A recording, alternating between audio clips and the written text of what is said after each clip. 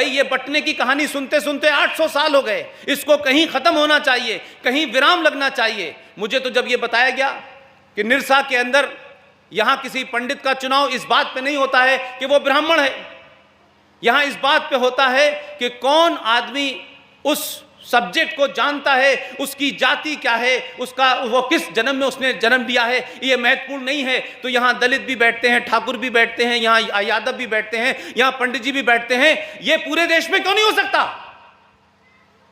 यही कारण है कि जिन लोगों से आपका सामना हो रहा है, जिन लोगों से देश को चुनौती है, वो अपने झूठ को पूरी दुनिया में प्रचारित कर रहे हैं। लेकिन एक झूठ ये भी चलाया गया है, जरा अपने बुजुर्गों से पूछिए, अपने बड़ों से पूछिए कि ये जो जाति है इसका आपके काम से मतलब है। जैसे मैं पत्रकार हूं तो मैं पत्रकारिता करता हूं, कोई इंजीनियर है तो वो इंजीनियरिंग का काम करेगा, कोई डॉक्टर है तो वो डॉक्टर का काम करेगा। इसी तरीके का वर्णन हमारे पुराणों में मिलता है। इसका ये कोई मतलब नहीं था कि ये छोटा है ये बड़ा है, ये कोई मतलब नहीं था। लेकिन मुगलों के आने के बाद इस देश में जाति प्रथा को हवा दी गई, हिंदू धर्म को तोड़ा गया, हिंदुओं की मेजॉरिटी को तोड़ा गया और इस हालत में आपको बांट दिया कि आज आप अपना जो पिछले 500 साल का 5000 साल का जो आपका इतिहास था वो आप भूल गए।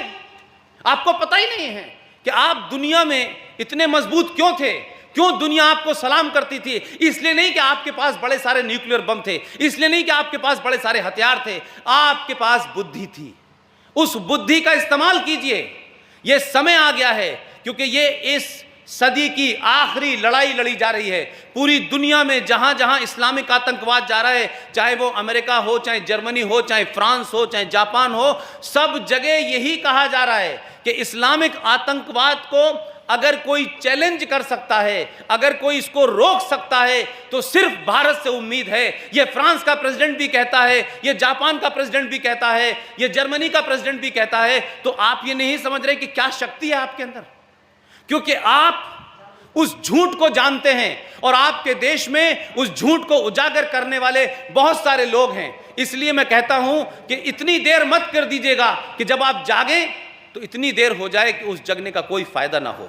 इसलिए मैं कहता हूं थोड़ा से अपने पुरुषार्थ को जगाइए, ये आपस के झगड़े बंद कीजिए, आप एक होइए। आपकी वजह से ये राष्ट्र सेकुलर है। जहां जहां आप नहीं हैं वहां सेकुलरिज्म की कोई बात नहीं करता है।